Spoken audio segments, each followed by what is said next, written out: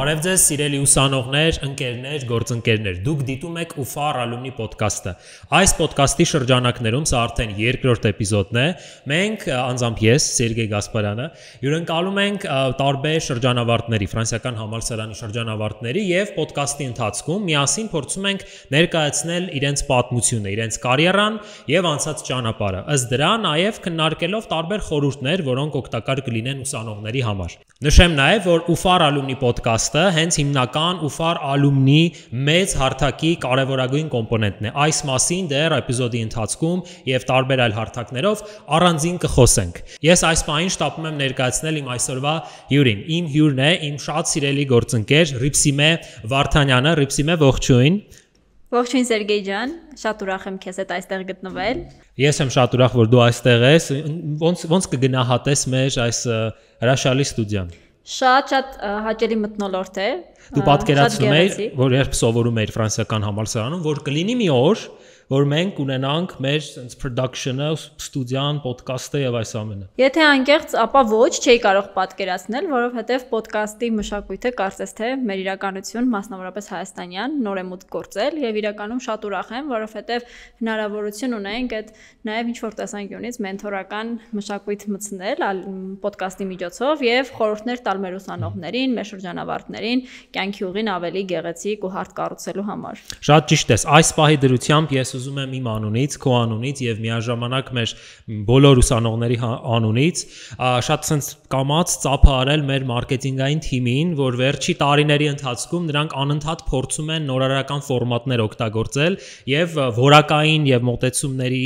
այդ նոր շունչը շատ զգացվում է։ Եկեք ես ներկայացնեմ իմ հյուրին, որ դուք ամբողջական պատկերացում ունենաք, թե ինչից այսօր մենք կարող ենք խոսել Ռիփսիմեի հետ։ Ռիփսիմեն այս պայդրությամբ աշխատում է Web Fontaine Holding-ում որպես ֆինանսական ղեկավար։ Միաժամանակ Հայաստանի աուդիտորների եւ փորձագետ հաշվապահների պալատի անդամակցության եւ ֆինանսական հաշվառման հանձնաժողովների անդամ է եւ որակավորված աուդիտոր։ Հայաստանի Հանրապետության պետական տնտեսագիտական համալսարանում դասավանդում է միջազգային ստանդարտներ, այսինքն IFRS, եւ Հայաստանի ֆրանսիական համալսարանում դասավանդում է հարկային օրենսդրություն։ Միաժամանակ նա հանդես է գալիս տարբեր հարթակներում որպես դասընթացավար ֆինանսների, հաշվապահության, հաշվառման, հարկային օրենսդրության ոլորտներում։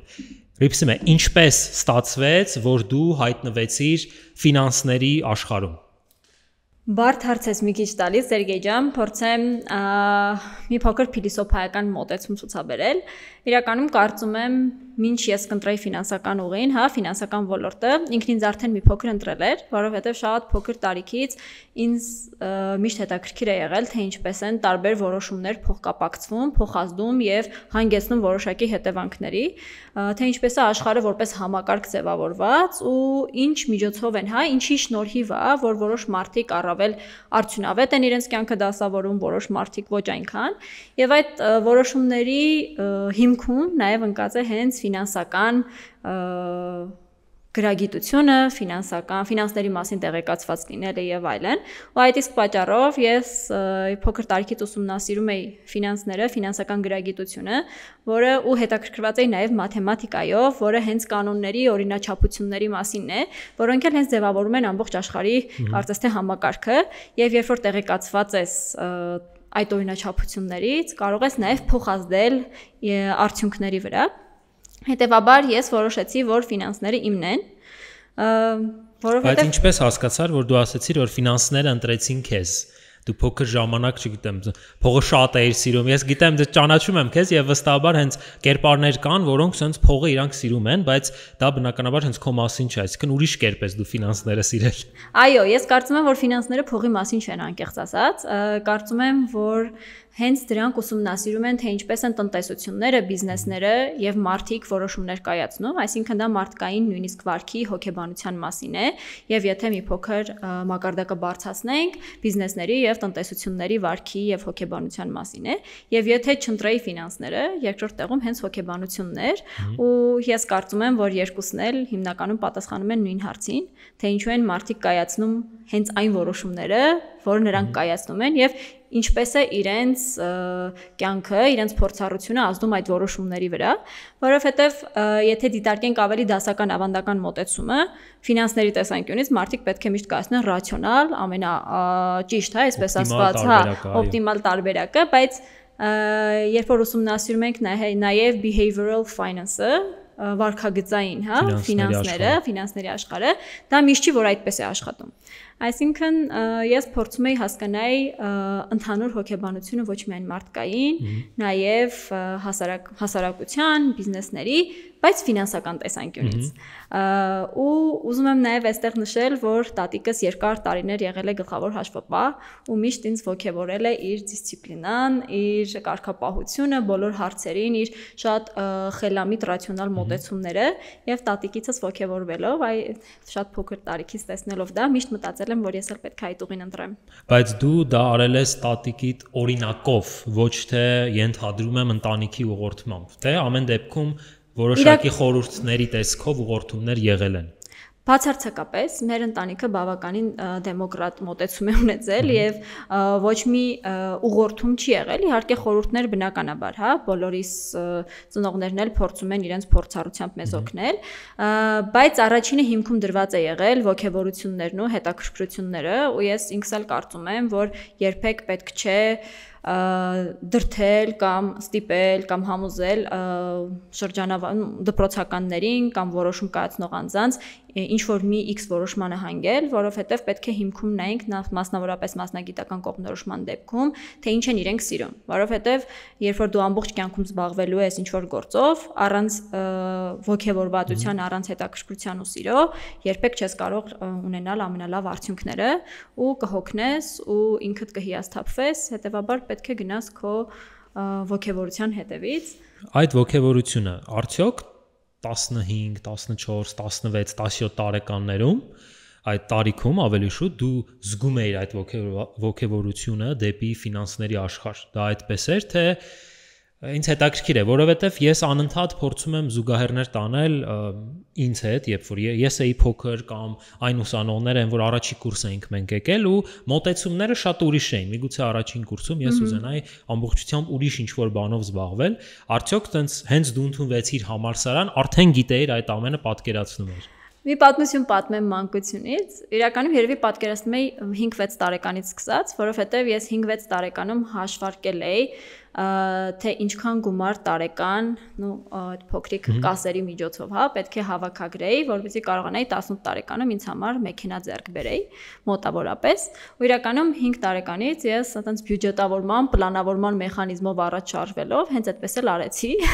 Ու դու 18-ում գնացիր այդ մեքենան։ Այո։ Իհարկե հայրիկս ավելացրեց որոշակի գումար, որ այն մեքենան ձեռք բերի, որը հենց ինքն էր ցանկանում, որ ավելի ապահով լինի, քան ինչ որ ես ինքս էի նախընտրում։ Ինչ մոդել էիր ուզում, եթե գաղտնիք չի։ Ես ճիշտն ասած ուզում էի փոքրիկ,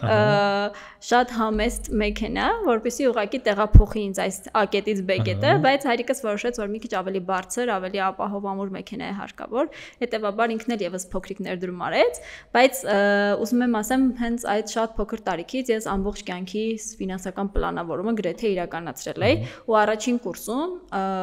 ես հիշում եմ, որ երբ որ ուսումնասիրում էինք տնտեսագիտություն, ինձ ամենատանջող հարցերից մեկը նա էր, թե ինչպես պետք է կյանքը ապրել, ինչպես պետք է ամեն ինչը խելամիտ պլանավորել, որ երբ որ դու հասնես կենսաթոշակային տարիքի, դեռևս այսքան այս պահին որ արկա է, հա, մեխանիզմները կենսաթոշակային, այդ պահին ինձ համար այդքան հասանելի չէին ու արկա չէին։ Եվ ես այդ տարիքից փորձում էի պլանավորել ինչ պետք է անել, որ այդ տարիքում կարողանաս ավելի արժանապատիվ եւ բարեհաջող ծերություն ունենալ ու շատ տառապում էի, թե ինչու մեր կենսաթոշակառուների մոտ կյանքը այդքան էլ հաջող չի ստացվել այն իմաստով, որ ամբողջ կյանքում աշխատել են եւ վերջում շատ փոքր գումար են ստանում ու կարծում եմ, որ դա էլ արդեն ես ինչ եմ սա ասում, որ երեխաները, հա, մասնավորապես դպրոցականները ուշադիր լինեն, թե ինչն է իրենց առանց նույնիսկ շատ տեղեկացված լինելու հետաքրքիր, ու հենց այդ ամեն ինչը հաշվի առնելով ես հասկանում էի ամեն դեպքում ֆինանսները ինձ շատ հետաքրքիր են ու նույնիսկ եթե ես ֆինանսներով չզբաղվեի, ամեն դեպքում բավական խորանալու էի, հա, գիտելիքներ ձեռք բերելու էի այդ ոլորտում որպես անհատ։ Մենք իհարկե մի քիչ հետո կխոսենք այն մասին, թե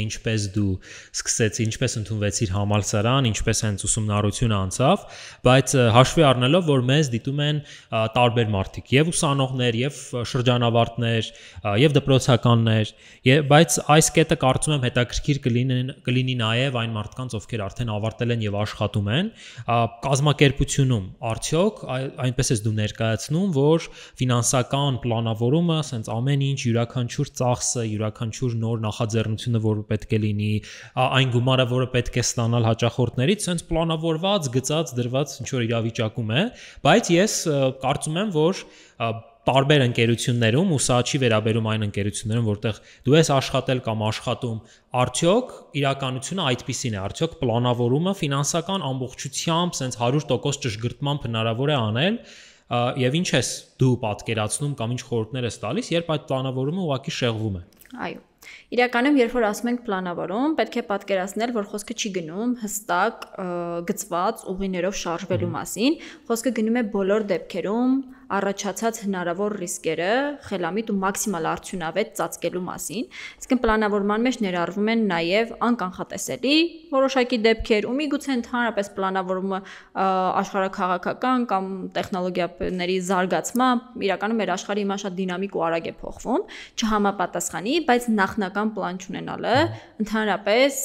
նպատակին հասնելու ոչ մի ուղի չունենալը բարդացնում է ամբողջ process-ը։ Եթե դու ունես որոշակի ուղի, բայց շեղվելու դեպքում փորձում ես նորից մեխանիզմներ մշակել, որ հետ գաս վերջնական նպատակին, վերջնական իմաստին, նախնական պլանավորումը շատ օգնում է, որպեսզի ամբողջապես չշեղվես։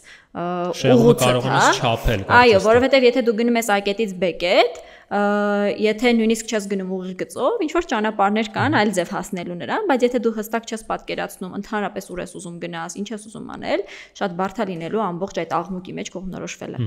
Եվ այստեղ ես ուզում եմ այդ քո նշած մտքին ավելացնել այն իրավիճակը, եւ ես, եւ դու մենք աշխատում ենք այնպիսի կազմակերպություններում, որոնք ուղղակիորեն գործում են պետությունների հետ շատ մեծ միջազգային մասշտաբով, Web Fountain Holding-ի մասն էլ առանձին իհարկե կզրուցենք, բայց շատ specific case ես ասեմ, հետաքրքիր կլինի քո մեկնաբանությունը,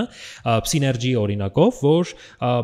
մենք միշտ մարքեթինգային տարբեր գործիքներ ենք անցնում եւ այնտեղ կար օրինակ pestel վերլուծությունը, երբ դու փորձում ես նաեւ վերլուծել արտաքին աշխարհը, արտաքին ֆակտորները, գործոնները, որոնք կարող են ազդել բիզնեսի վրա, եւ ինչ տեղի ունեցավ։ Ամերիկայում եղան ընտրություններից հետո հաղթեց Թրամփը որոշեց, որ մեկ օրում պետքա USAID-ը, Ամերիկայի զարգացման իրենց ծրագիրը դադարեցնի եւ փաստացի մենք խոսելով տարբեր պետությունների ներկայացուցիչների հետ անընդհատ իրենցից ստանում ենք այդ տեղեկությունները, որ տվյալ պրոյեկտի ֆինանսավորումը դադարեցվեց, այս ինչ պրոյեկտի ֆինանսավորումը կարող է շատ ուշ լինի եւ միանգամից դա կարծես ազդեց ֆինանսական հոսքերի վրա ինչ որ չափով ու միանգամից արդեն կարիք եղավ վերապլանավորել, ադապտացվել, որը վստահ եմ հնարավոր եղավ երկու ընկերությունների դեպքում էլ հնարավորություն եղավ այդ ամեն ինչը անելու, բայց դա միանշանակ sense անսպասելի ռիսկ էր, կարծես թե, որը նույնիսկ չէր ակնկալվում, բայց բերեց նրան, որ այդ ֆինանսական պլանը պետք էր մի քիչ փոխել։ Այո, եւ կարծում եմ, որ ոչ միայն մեր ոլորտում, ցանկացած ոլորտում, եթե նամանավանդ փորձենք ֆինանսական պլանավորումն ու ղեկավարումը IT-հա, տեղեկատվական տեխնոլոգիաների ոլորտում դիտարկել, պետք է հաշվի առնել, որ փոփոխությունները գերարագ են տեղի ունենում։ Այսինքն առաջին հմտությունը, որը պետք է ունենա կազմակերպությունը, բիզնեսը եւ ֆինանսական թիմը, դա ճկունությունն է։ Այսինքն մաքսիմալ արագ արձագանքել հնարավոր բոլոր փոփոխություններին, ունենալ հնարավոր պահուստային տարբերակներ ցանկացած պարագայում ֆինանսական առողջությունը պահելու համար ու իրականում վերջին տարիների կյանքը ոչ միայն քո նշած փաստը, հա, կյանքը ցույց տվեց, որ աշխարհը շատ արագ փոխվում է ու անկանխատեսելի ուղղություններով շատ դեպքերում, հետեւաբար պետք է հմտություններ զարգացնել, արագ փոխազդել փոփոխություններին, լինել ճկուն եւ ցանկացած պահին կայացնել ամենաօպտիմալ որոշումը, որովհետեւ որոշումների կայացումը ինքը կարելի ասել ամենաբարդ գործողությունն է եւ այդ պատասխանատվությունը վերցնել տվյալ որոշումների համար նամանավանդ անկախատեսելի միջավայրում, որովհետեւ երբ որ ամեն ինչ պլանավորած է եւ ամեն ինչ միշտ նույնն է, հեշտ է որոշումներ կայացնելը, հա, երբ որ ամեն ինչ փոխվում է, պատասխանատվությունն էլ է մեծանում, ու ես կարծում եմ, որ հենց համասարանական տարիներից պետք է ձևավորել այդ որոշում կայացնելու, խնդիր լուծելու հմտությունը, որը հետագայում օգնելու է նաեւ բիզնեսի կյանքում։ Արդյոք կան ուսանողներ կամ անհատներ, կապ չունի, եւ այդ մարդիկ օրինակ խուսափում են որոշումներ ընդունելուց։ Այսինքն գիտեն, որ ինչ որ մի բան պետք է լուծվի ու սենց թողնում են, մինչ այդ խնդիրը միգուցե ինքնուրույն նույնիսկ լուծվի, չգիտեմ այդպես լինում է թե ոչ, ինչ կասես հենց այդ մարդկանց։ Այո, կան այդպիսի մարդիկ ու կարծում եմ, որ այստեղ պետք է հաշվի առնել, որ նման մարդիկ են պետք, հա, որովհետև եթե բոլորը լինեն որոշում կայացնող, բոլորը լինեն պատասխանատվություն վերցնող, միգուցե էգոների բախումը շատ ավելի շատ լինի։ Այստեղ պետք է ուղղակի հաշվի առնել, որ որոշումների կայացումը բոլոր մակարդակներում առկա է, պարտադիր չի, որ ամենաբարդ որոշումները կայացնեն բոլորը, հա։ Խուսափել որոշումների կայացումից նշանակում է խուսափել ցանկացած պատասխանատվությունից եւ հնարավոր օգուտներից, որոնք գալու են այդ որոշումների կայացումից հետո։ Հետևաբար, եթե ցանկանում ենք որոշակի եկամուտներ ոչ ֆինանսական, հա, տեսքով միայն առհասարակ օգուտներ կյանքից պետք է սովորենք պատասխանատվություն վերցնել եւ սխալվել ու չվախենալ սխալվելուց։ Սա ամենակարևոր խորհուրդն է, որ ես միշտ իմ ուսանողներին տալիս եմ, ու ոչ միայն ուսանողներին, որ սխալվելը դա սովորելու տարբերակ է ու ամենահզոր տարբերակն է, առանց սխալների հնարավոր չի ոչինչ կյանքում, նշանակում է ոչինչ չես անում, եթե չես սխալվում, սխալվեք, սովորեք, մաքսիմալը քաղեք ձեր սխալներից եւ առաջ գնացեք։ Բայց ֆինանսների մեջ արդյոք սխալները սենց շատ հեշտ հնարավոր է աչք փակել ու անցնել առաջ։ Լավ պրոֆեսիոնալի հմտություններն են տեղ են երևում, թե ոնց է ինքը արձագանքում սխալներին, որովհետեւ չսխալվել անհնար է։ Նա մանավանդ եմ ասում, մեր դինամիկ փոփոխվող աշխարհում գրեթե անհնար է, ու առասարակ մենք մարդ ենք ու գոյություն ունի մարդկային գործոն, դրա համար պետք է ուղղակի կարողանալ սխալները կառավարել, դա էլ իհարկե փորձառության հետևանքով է գալիս, դրա համար երբ որ մարդիկ դառնում են ղեկավար, ավագ մասնագետ եւ այլն, այստեղ շատ կարեւոր է փորձը, պրակտիկ աշխատանքը, որպեսզի կարողանա սխալների հետևանքները ճիշտ կառավարել ու մինիմիզացնել այն ռիսկերը ու այն խնդիրները, որոնք առաջանալու են դրա հետևանքով։ Վերադառնալով ճկունության գաղափարին, ամեն օր, ամեն ամիս, ամեն ժամ մենք տեսնում ենք, որ կա արհեստական բանականության ինչ-որ նոր գործիք, նոր թողարկում, նոր տարբերակ, որը կարծես ինչ-որ հարցերով մեզ մասնագետներից օգնի, իսկ ինչ-որ հարցերով կարծես թե խանգարի։ Որն է քո պատկերացնումը, ինչպես է արհեստական բանականությունը օգնում կամ խանգարում ֆինանսների աշխարհում, եւ քանի որ նաեւ դասավանդում ես, կօգնի կամ կխանգարի արդյոք դասախոսներին արհեստական բանականության կողմից տրվող գործիքները։ Իրականում արհեստական բանականությունը եւ գերհզոր եւ մահացու գործիք է, այսպես ասված։ Իրականում թե ինչ կլինի եւ դեպի ուր կզարգանա եւ ինչքան կզարգանա, ես անձամբ չեմ կարող վստահաբար ասել ու կարծում եմ դեռևս ոչ ոք չի կարող վստահաբար ասել, բայց մի կարևոր փաստ եմ ուզում արձանագրել, պետք չէ վախենալ արհեստական բանականությունից եւ այն հանգամանքից, որ ինքը կկործանի աշխարհը, ես հույս ունեմ, որ ու կարծում եմ, որ այդպես չի լինի, պետք է փորձել ընկերություն անել արհեստական բանականության հետ եւ իրեն ծառայեցնել մեր նպատակներին։ Իրականում արհեստական բանականությունը շատ հզոր գործ է անում մեզ համար, ես ինքս շատ եմ օգտագործում եւ աշխատանքում եւ դասավանդելու, հա, գործընթացում։ Ինքն արագացնում է եւ արդյունավետ է դարձնում մեր աշխատանքը, այսինքն մի օրինակ, չգիտեմ, շուտ ծրագիր մշակելը դասընթացի համար կարող է տևել մի քանի օր, իսկ արհեստական բանականության հետ դա մի քանի ժամերի ընթացքում ես կարողանում եմ այդ հարցը կարգավորել, դա նշանակում է, որ ես ժամանակ եմ ունենում այլ պրոյեկտների վրա աշխատելու, հա, այսինքն արհեստական բանականությունը կփոխի աշխարհը այն իմաստով, որ ի հայտ կգան նոր պահանջված հմտություններ, այսինքն նոր հմտություններ, գործատուն կպահանջի այլ հմտություններ աշխատակիցներից, այլ աշխատանքների հայտ կգան, այլ հաստիկներ կբացվեն, բայց արհեստական բանականությունը չեմ կարծում, որ կփոխարինի մարդուն, պետք է ուղղակի ֆիքսվել այն հանգամանքի վրա, որ պետք է նորից լինենք ճկուն, ադապտացվենք, հմտություններ ձեռք բերենք արհեստական բանականության հետ աշխատելու եւ կարողանանք հստակ նպատակ սահմանել, թե ինչ նպատակով ենք իրան ուզում կիրառել ու դեպի ուր պետք է գնանք իր հետ։ Իսկ դասախոսի համատեքստում արհեստական բանականությունը որ առումով կարող է քեզ խանգարել։ Դու ասացիր, որ հնարավոր է օգտագործել դասընթացներին օրինակ պատրաստվելու տեսանկյունից, բայց իսկ միգուցե ուսանողին օգնի արհեստական բանականություն։ Ես տեսնում եմ, ինչպես քույրս որևիցե գաղափար որ չի հասկանում, ինքը արհեստական բանականության գործիքի հետ կարծես երկխոսության մեջ լինի, մինչ չստանա իր բացատրությունը, որ ուզում է ստանալ։ Ասեմ, ինչ եմ կարծում ուսանողների, հա, ոչ միայն ուսանողների, առհասարակ կրթվել ցանկացող մարդու տեսանկյունից, Իրականում ինչքան ինֆորմացիան շատ է, զուգահեռաբար դեզինֆորմացիան է, հա, շատ ու պետք է փորձել կողմնորոշվել ամբողջ ինֆորմացիոն հոսքի մեջ, դա ամենաբարդն է, կարծում եմ, հենց նաև հաշվի առնելով արհեստական բանականությունը, պետք է հասկանալ հստակ կառուցվածքային ինչ ես ցանկանում, որպեսզի նա էլ կարողանա քեզ տալ, բայց միանշանակ ինքը առաջնային ուսումնասիրության համար, առաջնային ինֆորմացիա ձեռք բերելու համար շատ արագ, շատ օպտիմալ ու շատ արդյունավետ գործիք է։ Ուսանողներին միանշանակ կարող է օգնել իրենց տարբեր հուզող հարցերի շուրջ պատասխաններ ստանալու, միգուցե նույնիսկ դեբատներ ու փոքրիկ բանավեճեր անելու, տարբեր արգումենտներ ձեռք բերելու համար։ Ինչպես նաև քննությունների ժամանակ ինչ-որ չիթինգի, հա,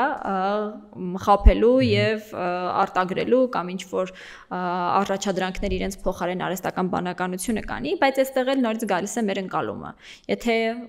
ուսանողը կամ կրթվել ցանկացող անձը փորձում է խուսափել, տարբերակներ միշտ լինելու են, դա կլինի արհեստական բանականությունը, թե գրքի էջերը, տարբերություն չկա։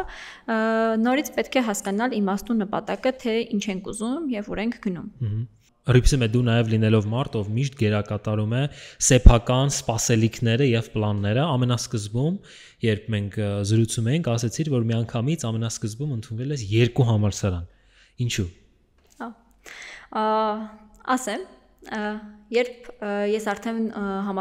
դպրոցի վերջին տարիներն էին եւ պետք է որոշեի, թե ինչ համալսարան եմ ուզում գնալ, ինչ եմ ուզում անել, բնականաբար ֆինանսներն արդեն իսկ որոշված էր, այսինքն ամենաբարդ աշխատանքը, ամենաբարդ որոշումը կայացված էր, մնում էր հասկանալ, թե հստակ ուր պետք է գնամ։ Ես փորձում էի պատասխանատվությունից խուսափել այդ պահին եւ որոշեցի, որ կարելի է հետաձգել պահը որոշում կայացնելու։ Որոշեցի կդիմեմ 2 համալսարան, որոնցից մեկը հենց ֆրանսիական համալսարանն էր, որպեսզի կարողանամ այդ ընթացքում, հա, այդ պատրաստվելու ընթացքում ինֆորմացիա ձեռք բերեմ ու կարողանամ որոշում կայացնեմ։ Որտեղ մենք գիտենք, որ որոշում կայացնելու համար պետք է համեմատության հիմք, պետք է տեղեկացված լինել, որը այդ պահին ինձ այդքան էլ հեշտ չէր տրվում որպես դպրոցական։ Հայրս իհարկե ուզում եմ շեշտել, որ հայրս վստահ էր, որ պետք է ես գայի ֆրանսիական համալսարան իր ուսումնասիրությունների հիման վրա, բայց ես ինքս միշտ լինելով ինքնուրույն եւ համառ երեխա, որոշեցի, որ ոչ, ես ինքս պետք է փորձեմ, հասկանամ։ Եվ երբ արդեն քննությունները հանձնել էի 2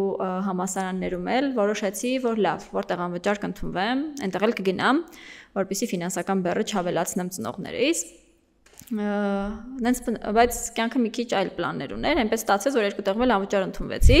ու ամառվա այդ ընթացքը 2 ամիս ինձ համար դժոխք էր ու գերլարված էր, որովհետեւ ես հա չէի կողմնորոշվում ու իրականում ես հիմա երբ որ հետ եմ նայում հասկանում եմ, որ չէի կարող կողմնորոշվել, որովհետեւ իրականում կրթական միջավայրից, հա, կառուցվածքից ինքս տեղյակ չէի։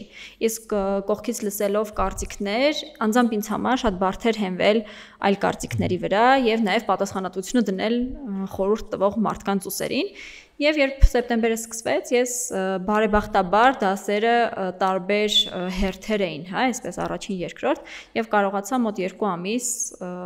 գնալ 2 համալսարան եւ համեմատել ու համեմատության հիմքում որոշումս ակնհայտ էր, ես ընտրեցի ֆրանսիական համալսարանը հաշվի առնելով մի քանի կարևոր հանգամանք, որը այդ պահին այդքան էի հասկանում եւ դա էր ինձ համար կարևոր։ Առաջինը ակադեմիական միջավայրը եւ կրթական ծրագրերը։ Կրթական ծրագրերը ամենակարևոր հանգամանքն էր ինձ համար եւ տեսնելով թե ինչ դասընթացներ, ինչ առարկաներ ենք ուսումնասիրում ֆրանսիական համալսարանում, իմ որոշումը հանգեց հենց ֆրանսիական համալսարանին ու շատ ուրախ եմ, շատ գոհ ու իմ կյանքում շատ մեծ ու կարևոր նշանակություն ունեցա ոչ միայն մասնագիտական, նաև անձնական տեսանկյունից։ Հրաշալի է։ Ես տեսա, եթե չեմ սխալվում, ֆրանսիական համալսարանի Instagram-յան էջում տարածվել էր մի տեսանյութ, որտեղ տարբեր զույգեր էին, ուսանողներ, շրջանավարտներ եւ այդ տեսանկյունից էլ կարծում եմ, որ ամեն ինչ շատ հրաշալի է, բայց դու շատ կարևոր կետ նոր նշեցիր կապված որոշումներ կայացնելու այդ գործընթացի հետ եւ ես էլ անընդհատ փորձելով տանել տարբեր այլ զուգահեռներ եղել են պահեր, երբ պետք էր ընտրել օրինակ մասնագիտական ինչ-որ ուղղվածություն կամ աշխատավայր եւ այդ որոշումներ կայացնելու շրջանը շատ ծանր էր անցնում։ Եվ հիմա էլ հետ նայելով եւ ընդունելով նաեւ հենց քո ներկայացրած օրինակը, ես պատկերացնում եմ, որ այդ իրավիճակում որոշում կայացնելը ուղղակի կլիներ 50-50 տարբերակ, որովհետև չկային համապատասխան տվյալները։ Եվ ըստ դրա կարծում եմ մենք կարող ենք այստեղ շատ փոքրիկ խորհուրդ ներկայացնել նաև մեր ուսանողներին կամ այն անհատներին, որ ունեն որոշելու ինչ-որ մի բան, բայց ցենց ուղեղը կարծես թե ցավ է եւ կարծում եմ հենց այդ իրավիճակում իմ դեպքում ես երբ զգացել եմ որ այդպիսի իրավիճակ կա նշանակում է որ կամ պետքա շատ արագ այդ որոշումը կայացնել ու չմտածել դրա մասին այդ պայծ սկսած Բախտի հույսին թողնել այո բայց որոշել ասել կամ աչ կամ ձախ կամ այս մեկը կամ այն մեկը կամ ընդհանրապես թողել ու ասել ոչ մեկն էլ չեմ ընտրում կամ փորձել տվյալներ ստանալ գնալ այդ ընկերությունում թեկուզ մի քանի շաբաթ փորձնել մի հատ, որ այդ տվյալներով արդեն այդ փորձառությամբ, փաստացի հենց քո օրինակով էլ այդպես եղավ, ու այստեղ լավի, վատի կամ ճիշտ կամ սխալ ընտրության հարցը չի, այլ այն ընտրության, որը քեզ շատ ավելի հարմար էր եւ քեզ ավելի հեռու տեղ կարողացավ տանել։ Կարծում եմ այդ իրավիճակում միշտ արժի ուղղակի մի քիչ փորձել, տվյալներ հավաքել, հարց ու փորձ անել, բայց նաեւ sense չթողել, որ թթվի ամիսներով։ Դա էլ կարծում եմ այդքան էլ հետաքրքիր չի լինի։ Որովհետև ճիշտ ժամանակին պետք է որոշումներ լինեն, երբ որ ժամանակավրեպ են, նույնիսկ ամենալավ որոշումը դառնում է անարդյունավետ։ Ժամանակը անցնում է եւ այլ օգուտ չունենք ոչ մի որոշումից։ Միաժամանակ երբ ես պատրաստվում էի, ցենց քո LinkedIn-ի էջը բացեցի եւ ցենց իջնում եմ, գործատուն, այն ցուցակը, որ ես կարդացի, դա վերևի ցենց մի քանի կետներ էլի իրականում, ինչպես դու կարողացար այդ տարիների ընթացքում աշխատել եւ շարունակում ես իհարկե աշխատել լավագույն ընկերություններում եւ միաժամանակ դասավանդել լավագույն հաստատություններում եւ ասոցիացիայի անդամ լինել, մարդիկ կան ուղղակի մեկ ուղղություն են բռնում, մեկ եւ այդ ոլորտում ուղղակի տենց դառնում են top manager եւ վերջ։ Որտեղից է քեզ մոտ գալիս այդ ամբիցիան, էնտուզիազմը, որ sense բոլոր առումներով 360 աստիճանի դու մաքսիմալ արդյունք ստանաս։ Ոյ։ Իրականում, եթե փորձեմ շատ հին ժամանակներից կամ, մի փոքր դա գալիս է փոքր տարիքից եւ ես որպես դպրոցական եւ որպես երեխա սովորեի, որ պետք է տարբեր գործողություններ համատեղեմ միշտ, որովհետեւ ես հաճախել եմ երաժշտական դպրոց, սպորտի, տարբեր խմբակներ, պարային, լեզուներ, կարատե եւ այլն, ու սովոր եմ եղել, որ պետք է ամբողջ օրը լցված լինի եւ դու անընդհատ պետք է տարբեր առաջադրանքների վրա միաժամանակ աշխատես, բայց ինչ վերաբերում է մասնագիտական ուղուն, ես կարծում եմ, որ իրանք իրար հակառակ բևեռներ չեն հանդիսանում, ոչ դասավանդելը, ոչ աշխատելը, ոչ պալատում անդամ լինելը, հա։ Ես կարծում եմ, որ իրանք փոխլրացնում են միմյանց, այսինքն մի տեղից ստացված օգուտները դու կարողանում ես շատ գեղեցիկ ձևով օգտագործել մյուս, հա, ընթացքում, եւ դա հանգեցնում է առավել լավ արդյունքի։ Օրինակ, ես ինքս եթե փորձեմ աշխատանքն ու դասավանդելը միմյանց հետ կապել, համարում եմ, որ դասավանդման process-ում ինձ անհրաժեշտ է կարողանալ գիտելիք ավելի գեղեցիկ մատուցել, կարողանալ պրակտիկ օրինակներ բերել, կարողանալ ուսանողներին բացատրել հենց աշխատանքի իրական աշխարհի, հա, աշխատանքի մեթոդներով, եւ բնականաբար աշխատանքը դրան նպաստում է, այստեղից օրինակները գալիս են դեպի դասավանդման process եւ դասավանդման process-ում ձեռք բերված հմտությունները, այդ soft skills, հա, փափուկ հմտություններ ասվածը նաեւ կիրառվում են աշխատանքի մեջ, թիմի հետ աշխատելու process-ներում, գործընկերների հետ գրագետ հարաբերվելու համար եւ այլն, այսինքն իրանք փորձում են միմյանց փոխլրացնել, իհարկե ժամանակի տեսանկյունից երբեմն կանգնում եմ այդ burnout-ների, հա, այրումների առջև եւ սովորել եմ, դեռևս սովորում եմ ճիշտ ժամանակ դադար վերցնել, փորձել նոր էներգիայի աղբյուրներ գտնել ու նորից առաջ գնալ, որովհետև երբ որ անverջ ինքդ քեզ սպառում ես, բնականաբար ինչ որ մի պահի կարող ես ամբողջությամբ այրվել ու այլևս չկարողանալ էներգիայի աղբյուր գտնել։ Այդտեղ խորհուրդ եմ տալիս բոլորին, ովքեր ցանկանում են միաժամանակ մի քանի, հա, գործունեություն ունենալ, առաջնահերթությունները ճիշտ որոշել եւ հասկանալ, որ պետք է ինչ որ պահի դադար վերցնել, առանց դրա անհնար է։ Բայց կարողանում ես դու դադար վերցնես։ Հələ պատկերացնենք, որ տեսախցիկները անջատված են։ Չեմ հավատում, մի քիչ ոնց չկարողանամ հավատալ։ Ես սովորել եմ, ես սովորում եմ, փորձում եմ իրականում, փորձում եմ։ Դադար վերցնելը կարող է լինել դա փոքր ժամանակով, կարող է լինել այդ պահին ուղակի ինչ որ, հա, անջատելով ամեն ինչ, գնալ մի քանի օր ուղակի քաղաքից դուրս, հանգստանալ, ուժերը հավաքել, այսինքն ինչ որ պահի չթողնել, որ ամբողջությամբ էներգիات վերջանա, այլ փոքր-փոքր լրացնելով պահել ինչ որ X մակարդակի, բայց բարդ է, այո, բարդ է, բայց մեր ինձ թվում է այս արագ փոփոխվող աշխարհում ուրիշ տարբերակ չունենք, եթե ցանկանում ենք մեր մասնագիտական նշանակությունը պահել, փորձում ենք ամեն ինչից տեղյակ լինել, որովհետև ինֆորմացիան դա հզոր զենք է եւ ամեն ինչում օգնում է, հետեւաբար պետք է նաեւ ինչ որ զիջումների գնանք, ինչպես հաշվապահության մեջ ամեն բալանսավորված է, հա, ինչ որ բան ունենալու համար ինչ որ բան պետք է տանք, այդտեղ պետք է առաջնահերթությունը հասկանանք, ինչն է առավել կարևոր, ինչի համար ինչ ենք տալիս։ Շարունակելով կրթության թեման վերջին ամիսների տարիների ընթացքում միշտ ինձ մոտ հեռախոսումը սենց գովազդներ ա բերում, դարձիր մասնագետ 2 ամսում, 3 ամսում եւ այդ մասնագետի փոխարեն ցանկացած մասնագիտություն կարող ես դնել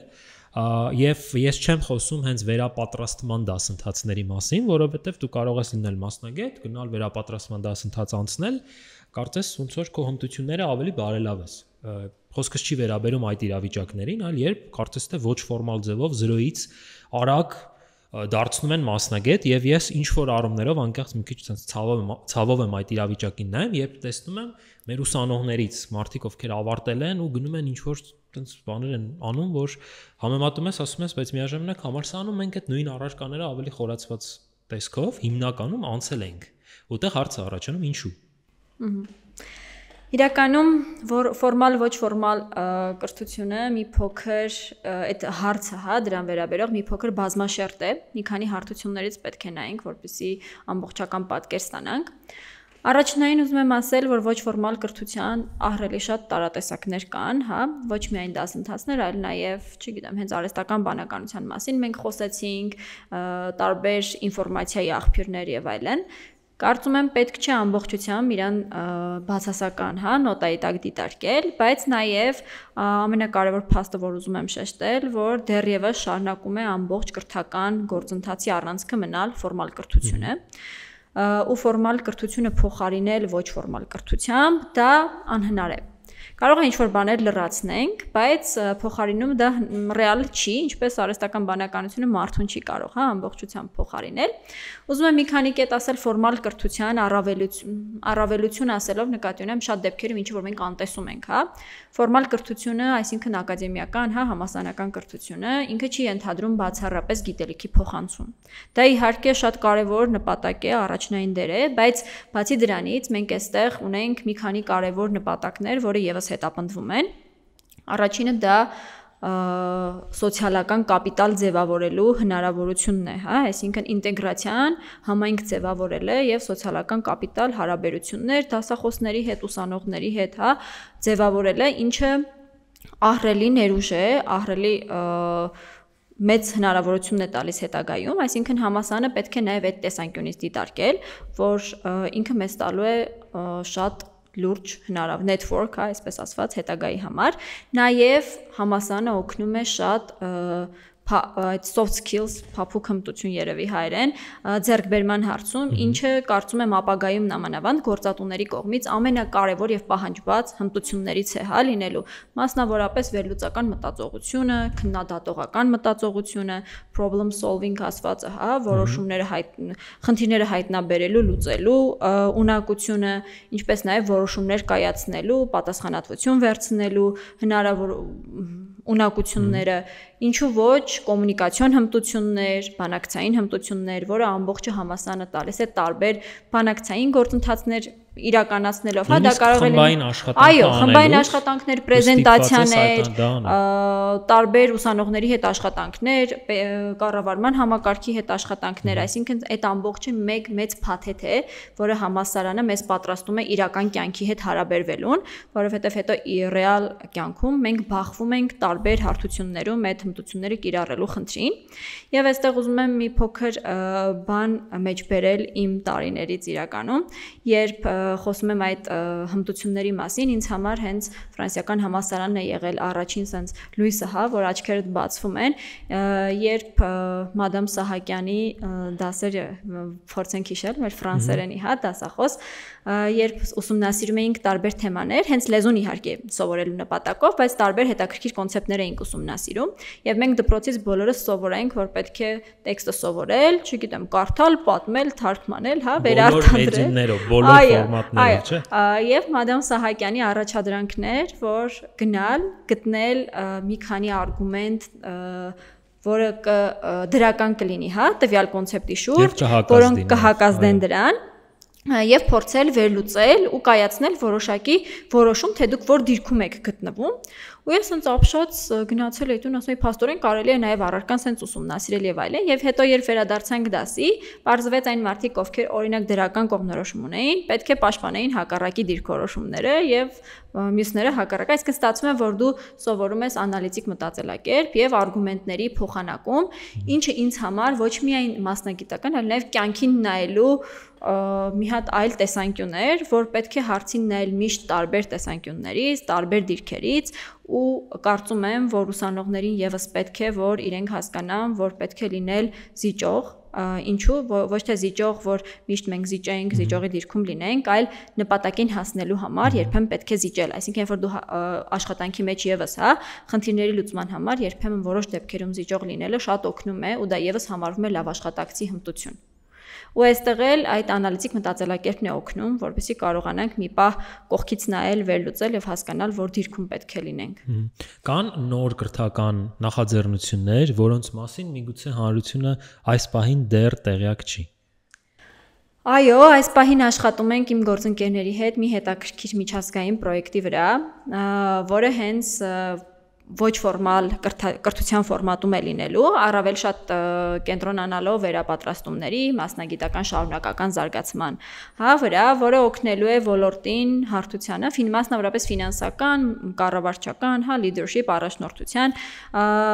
ուղղվածություն է ունենալու եւ լինելու է հետաքրքիր ակադեմիա, որտեղ կկարողանանք համայնք ձևավորել մասնագետների, հետաքրքրվող անձանց, ովքեր ֆինանսների շուրջ են,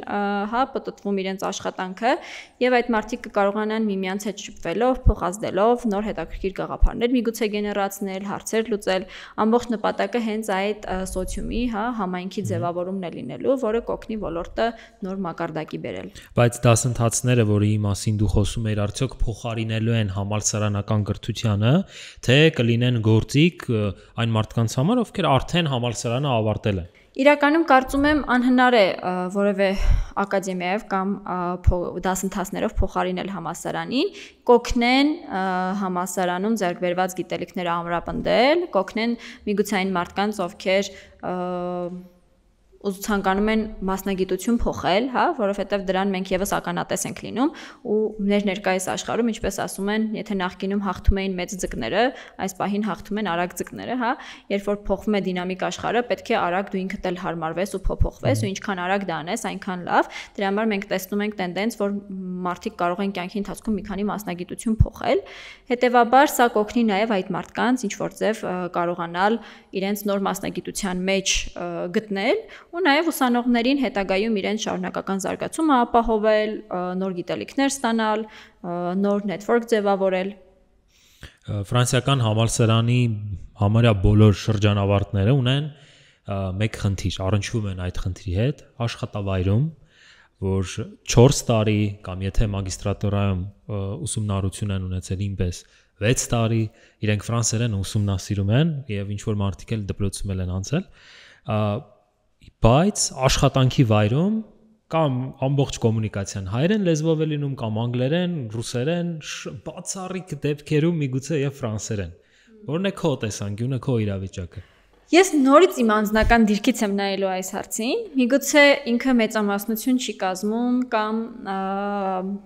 շատերիս մոտ չի հանդիպել, բայց իմ տեսանկյունից ֆրանսերենը ինձ շատ է պետք եղել, որովհետև ես համալսարանը դեռևս չավարտած աշխատում էի Էրսինդյանք ընկերությունում, որը միջազգային, ֆինանսական ծառայություններ մատուցող կազմակերպություն է եւ ուներ հաճախորդներ տարբեր աշխարհի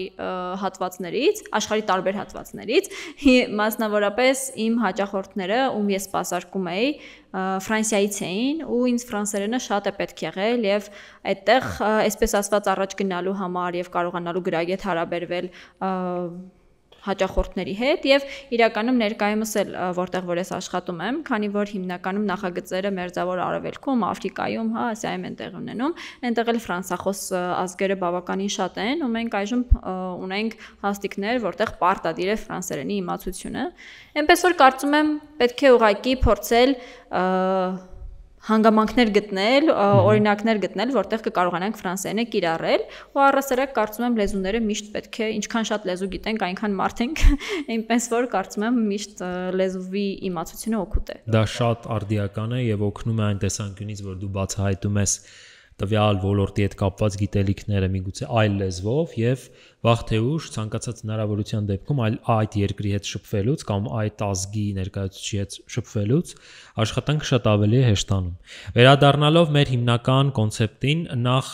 սա ամենասկզբում ես չասեցի, իմ բաց թողումներ, բայց հենց դու այստեղ հյուրես այն պատճառով, որ նախկին ոդկասթի մեկնաբանություններում օգտատերերից մեկը նշել էր, որ հենց քեզ է ուզում ունենալ որպես հաջորդ հյուր, եւ մենք բնականաբար ամեն ինչ փորձեցինք կազմակերպել այնպես, որ դու լինես այստեղ եւ որպես պատասխան արի 3 շատ կարճ խորհուրդ տանք ուսանողի, այսինքն ներողություն, դիմորդի, աշակերտի, ով արդեն պատրաստվում է, շատ կարճ փորձենք մեկնախադասությամբ, հետաքրքիր կլինի այդպես լսել, ուսանողի, ով արդեն իսկ ուսումնառության ընթացքում է, ֆրանսիական համալսարանում է սովորում, եւ արդեն շրջանավարտի ավարտել է, միգուցե անցել է աշխատանքի, որոնք կլինեն այդ 3 խորհուրդները իրենցից յուրաքանչյուրին։ Սկսենք դիմորդից։ Այո։ Դիմորդներին խորհուրդ եմ տալիս ճիշտ կողմնորոշվելու համար փորձել հասկանալ ինչ է իրենց հետաքրքիր ու գնալ իրենց հետաքրքրությունների հետևից։ Մի խուսափեք, նորից եմ ասում, փորձելուց եւ սխալվելուց։ Գնացեք, փորձեք, հետաքրքրվեք, փորձեք ձեր հարազատ ընկերների հետ շփվել,